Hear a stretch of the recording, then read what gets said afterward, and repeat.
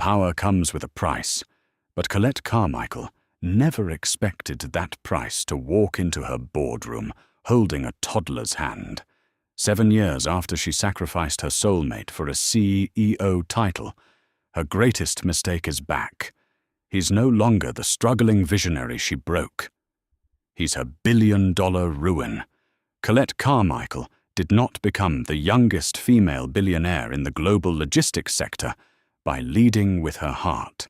She built Carmichael Global into a $3 billion juggernaut through absolute, unrelenting ruthlessness.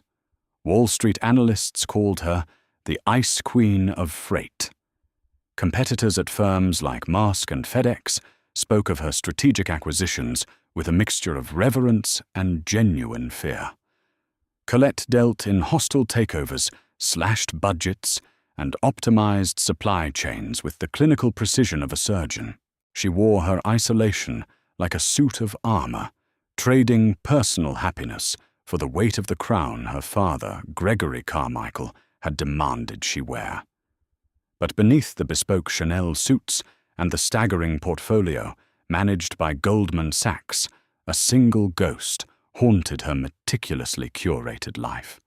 7 years ago, on a torrential Tuesday night in a cramped, drafty apartment in Brooklyn, Colette had committed her original sin. Damian Gallagher had been nothing but a brilliant, fiercely passionate software developer with a head full of algorithms and a bank account that rarely broke 4 digits. He had loved her with an intensity that terrified her.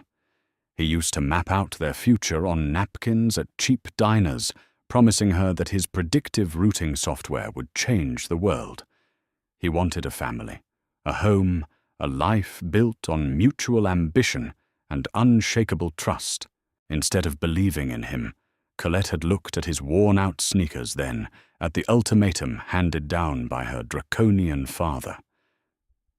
Drop the dead weight, or lose your succession to the Carmichael empire. She had chosen the empire. The memory still tasted like ash. She could still see the profound, shattering betrayal in Damian's hazel eyes when she stood in his doorway, her designer trench coat dripping rainwater onto his linoleum floor. She had been merciless. She told him his dreams were delusions.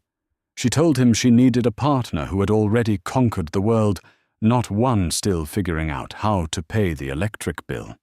"You're a dreamer, Damian," she had whispered, her voice devoid of the agonizing heartbreak she was actually feeling.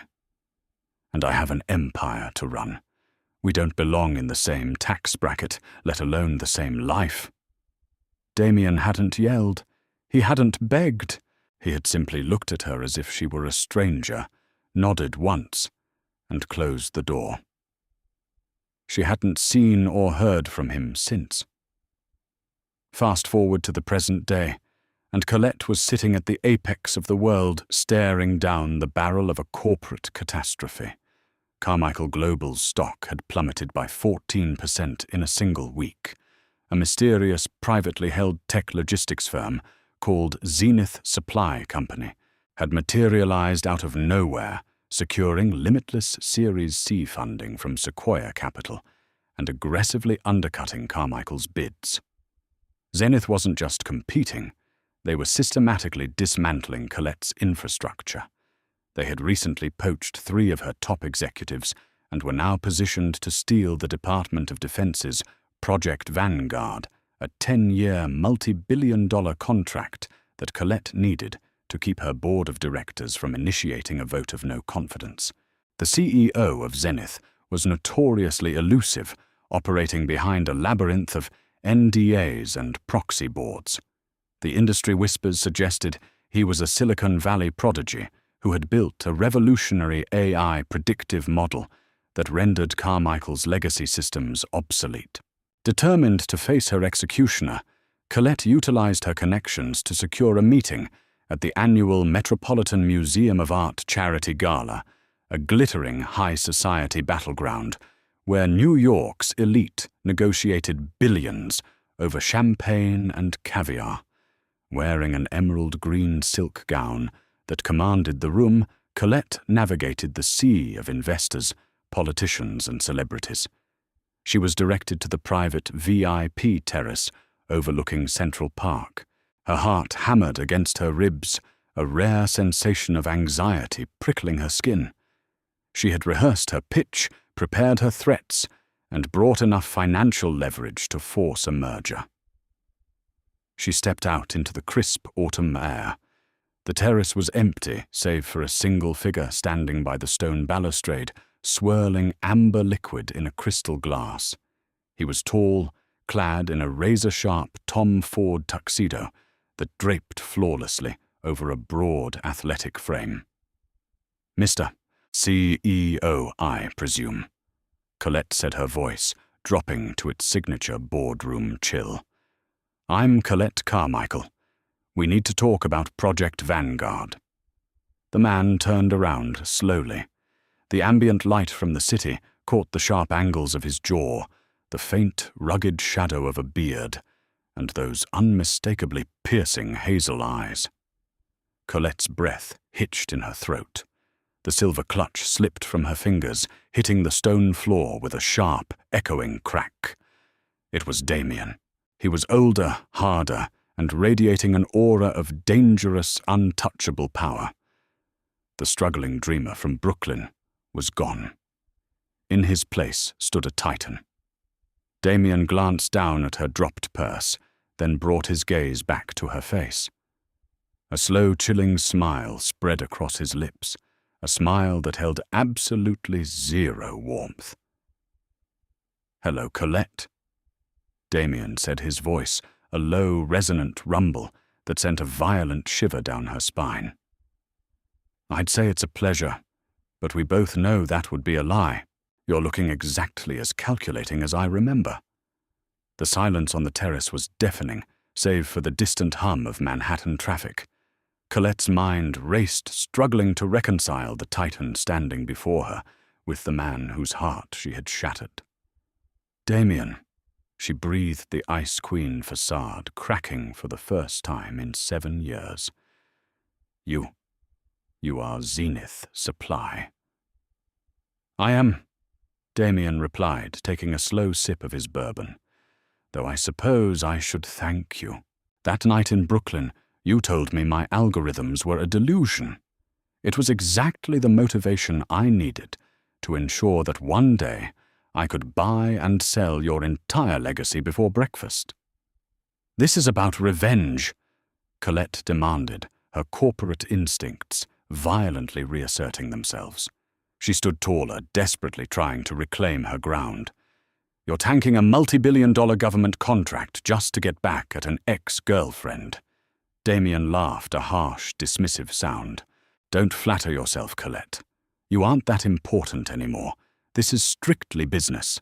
Your legacy systems are bloated, your routing inefficiencies are costing clients millions, and your board is panicking. I'm not destroying Carmichael Global out of spite. I'm destroying it because it's obsolete. Just like us." The word struck her like a physical blow. Before she could formulate a response, Damien checked his Patek Philippe watch. "My time is valuable. If you want to discuss terms of surrender regarding Project Vanguard, my office is at Hudson Yards. Be there Tuesday at 9 a.m. Don't be late." He walked past her, leaving behind the faint scent of cedarwood and unyielding power. Colette was left standing alone in the cold, her perfectly structured world, tilting off its axis. Tuesday morning arrived with a brutal, glaring sunrise. Colette walked into the gleaming glass and steel monolith of Zenith Supply Company, flanked by her 2 most cutthroat corporate lawyers. She was prepared for war. She had spent the last 48 hours digging into Zenith's financials, finding weak spots, preparing counteroffers, and fortifying her defenses. Damien's assistant, a sharply dressed woman with an earpiece, escorted them to the top floor. The double doors of the executive suite opened, revealing a sprawling office with panoramic views of the Hudson River. But it wasn't the breathtaking view or the intimidatingly sleek decor that stopped Colette dead in her tracks. It was the sound of a cartoon playing on a tablet, and the sight of a little boy, no older than 5, sitting cross-legged on a plush rug in the corner of the office, meticulously colouring a picture of a rocket ship. The boy had a mop of dark, unruly curls and striking hazel eyes that were a heart-breaking exact replica of Damien's. Colette felt the air leave her lungs. A child. Damien had a child. The timeline hit her with brutal force. 5 years old meant Damien had moved on, found someone else, and started the family he had always wanted, almost immediately after she had abandoned him. A sudden vicious wave of grief and jealousy crashed over her, so potent it made her dizzy. Damien emerged from a side door, casually rolling up the sleeves of a crisp white dress shirt. His demeanor softened instantly as he looked at the boy. "Hey, buddy," Damien said, his voice warm and impossibly gentle. "Did you finish the rocket?" "Yeah, Dad, it has lasers." The boy beamed, holding up the drawing. "Incredible work, Oliver. Why don't you go with Sarah to the break room? She promised you a blueberry muffin if you finished your mission." Oliver scrambled up, grabbing his tablet. He paused to look at Colette and her lawyers, offering a shy, gap-toothed smile before the assistant ushered him out of the room. The heavy oak doors clicked shut, and the temperature in the room plummeted back to freezing. The warmth vanished from Damien's face as he turned to Colette, gesturing to the long glass conference table. "Take a seat," he commanded. Colette sat her composure hanging by a thread. "A son," she managed to say, unable to stop herself. "You have a son." "I am a single father, yes," Damien replied curtly, taking his seat at the head of the table. "Oliver's mother passed away shortly after he was born. I raised him while I built this company from the ground up. But we aren't here to discuss my personal life. We are here to discuss your imminent bankruptcy." Colette's lawyers bristled, but she raised a hand to silence them. "You're arrogant, Damien. Zenith might have the tech, but you lack the physical infrastructure to execute Project Vanguard. You need Carmichael's global shipping lanes. I'm willing to offer a joint venture, a 60-40 split in my favor." Damien leaned forward, interlacing his fingers. "You haven't been paying attention, Colette. I don't need your shipping lanes. Because as of 8 a.m. this morning, Zenith Supply officially finalized the acquisition of Apex Marine, the very fleet you lease 70% of your cargo ships from." Colette's blood ran cold. Apex Marine had been owned by her uncle Richard, a man who sat on her own board of directors. "Your uncle was quite eager to sell." Damien continued smoothly watching the devastating realization dawn on her face. "Especially when I offered him 20% over market value. So as it stands, I own the tech, I own the contract, and I own the boats you need to stay afloat. Your company is suffocating, Colette, and my hand is on the valve." "What do you want?" she whispered, the fight completely draining out of her. Damien's eyes darkened, locking onto hers with an intensity that made the rest of the room fade away. "I want 51% of Carmichael Global. I want your board dissolved, and I want you to step down as CEO." He was taking everything.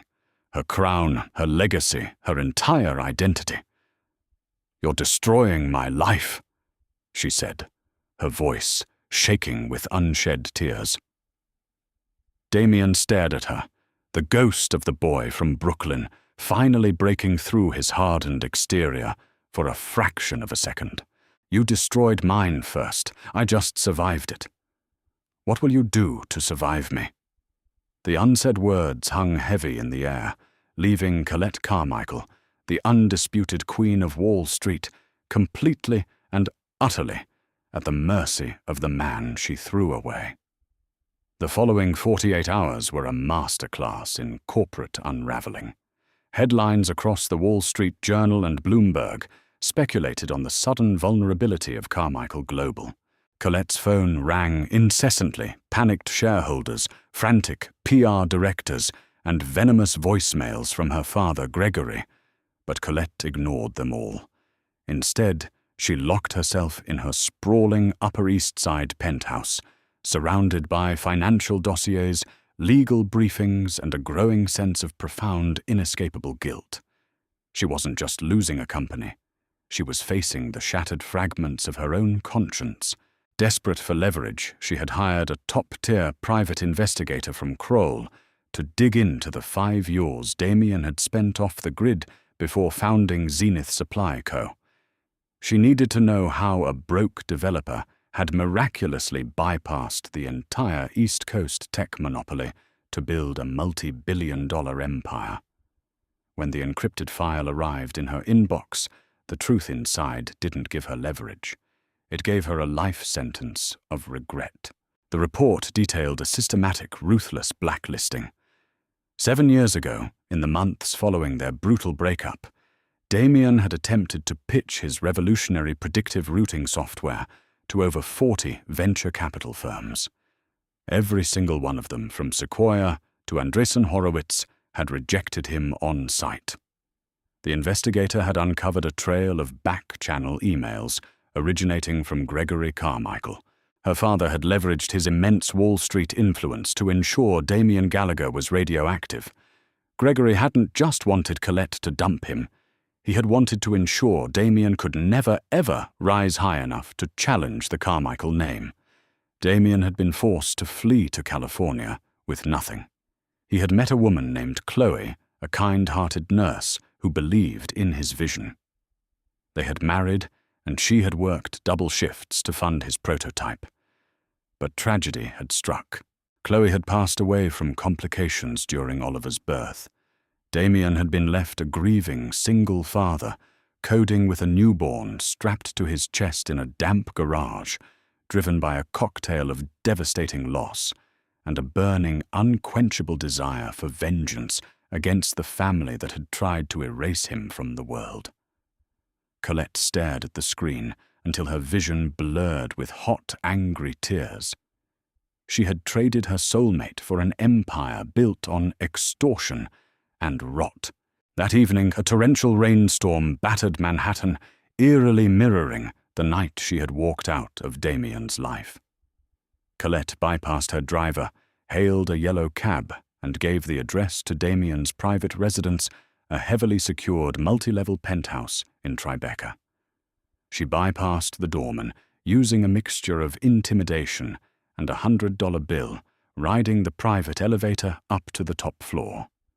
When the doors parted, she didn't find the ruthless CEO in a Tom Ford suit. She found a father. Damien was in the sprawling, dimly lit living room, wearing faded grey sweatpants and a plain white t-shirt. He was sitting on the edge of a massive velvet sofa, reading a worn copy of Where the Wild Things Are to Oliver, who was tucked under a fleece blanket, his eyes heavy with sleep. Colette froze in the entryway, the breath knocked out of her by the sheer, devastating domesticity of the scene. It was the exact life Damien had sketched out on diners' napkins all those years ago. A life she could have been part of. Damien finished the book, kissed his son's forehead, and gently carried the sleeping boy down the hall to his bedroom. When he returned to the living room, he finally noticed Colette standing by the elevator, soaking wet her trench coat, dripping rainwater onto his imported hardwood floors. He stopped dead, his posture instantly stiffening, the warmth of the father replaced by the cold calculation of the billionaire rival.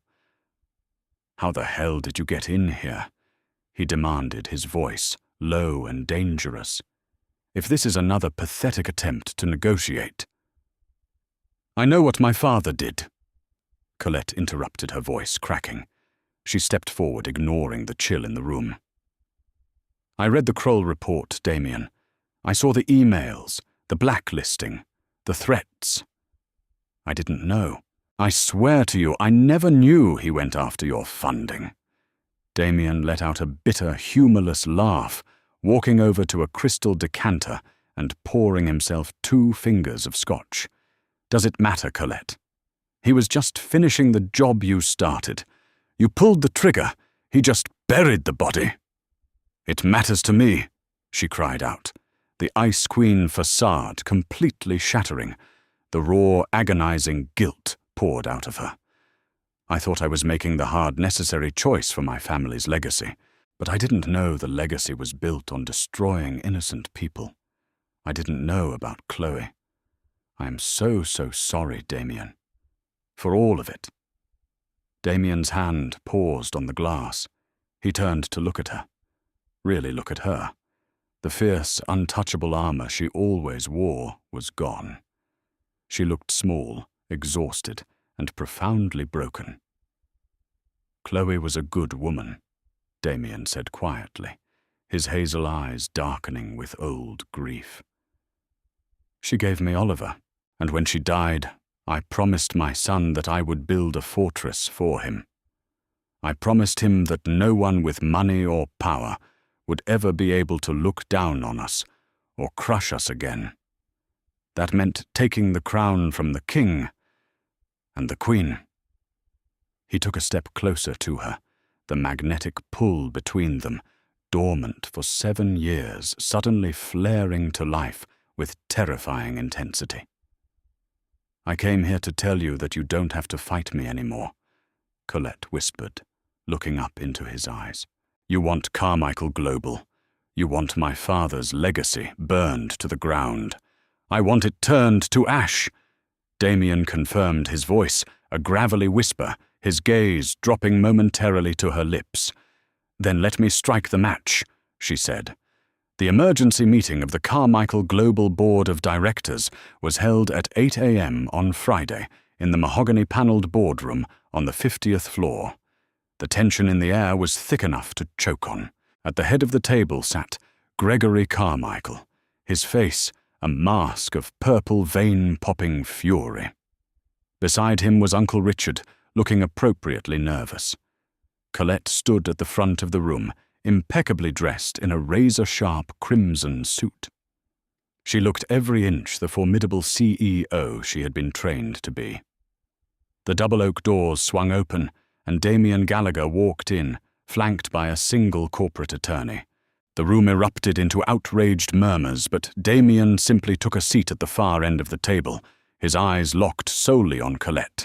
What is the meaning of this, Colette? Gregory bellowed, slamming his fist on the table.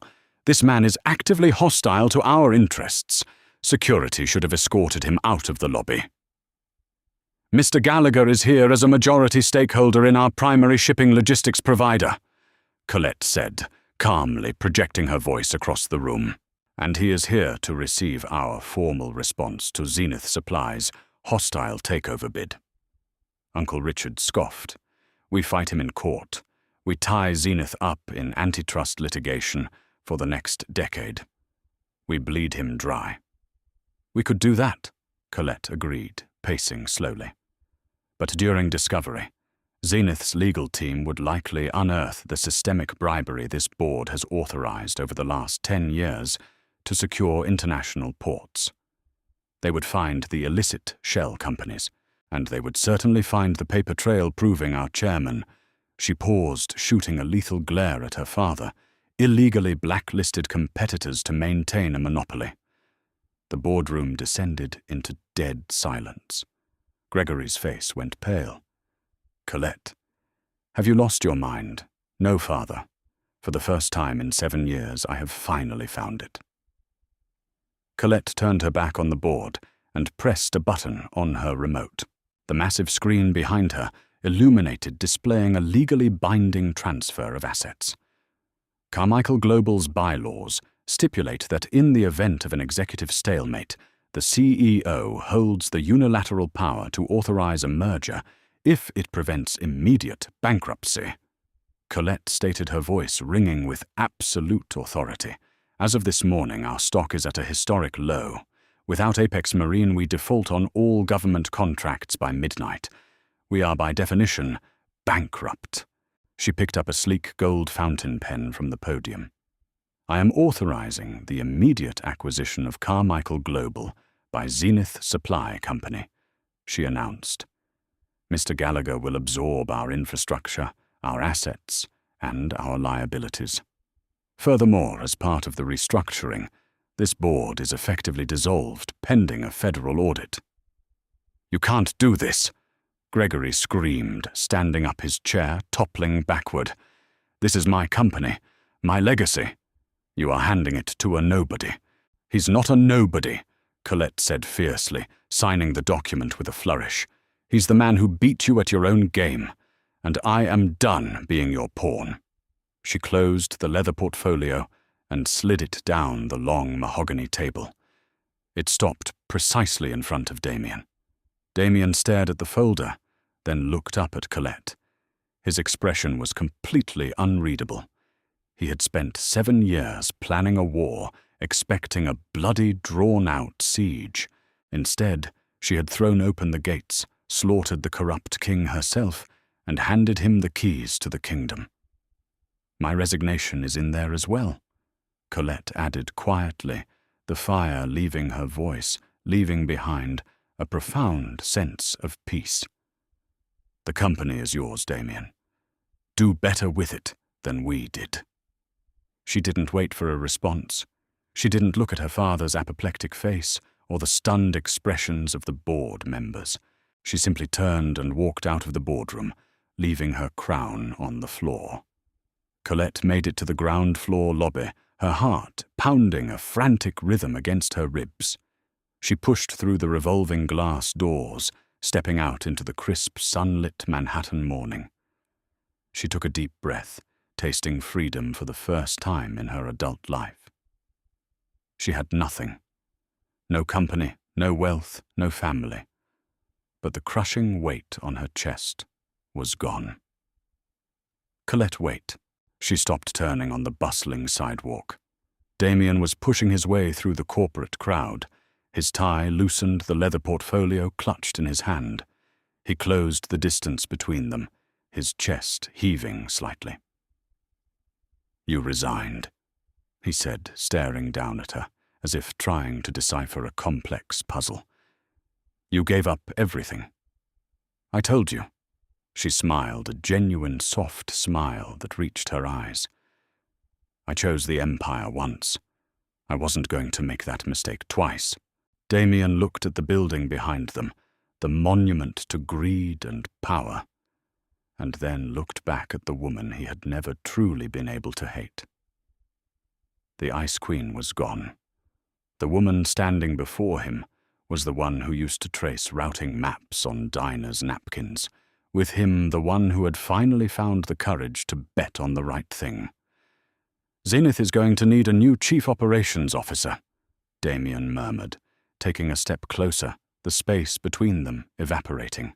"Someone who knows the global logistics sector inside and out. Someone who isn't afraid to burn down corrupt boards." Colette's breath hitched. "Are you offering me a job, Mr. Gallagher?" "I'm offering you a partnership," Damien corrected softly. He reached out his warm, strong hand, gently cupping her jaw. The touch sent an electric shock straight to her heart. In the boardroom, and outside of it. Oliver has been asking about the lady with the green eyes. Tears pricked Colette's eyes, but this time they were tears of absolute joy. I'd like that very much." Damien leaned down, and right there in the middle of Wall Street, surrounded by the rush of the city they had both conquered and lost, he kissed her. It was a kiss that tasted of forgiveness, of second chances, and of a love that had survived the ultimate betrayal. They had lost 7 years to ambition and pride, but as they stood together, 2 titans merged into one. They knew the future finally belonged to them. Did Colette make the right choice by burning down her father's toxic empire for a second chance at true love? Power and money can buy almost anything, but they can't buy back a shattered heart. Drop a comment below with your thoughts on Damien's ultimate revenge. If you loved this corporate romance drama, hit that like button, share it with your friends, and subscribe to our channel for more real-life stories.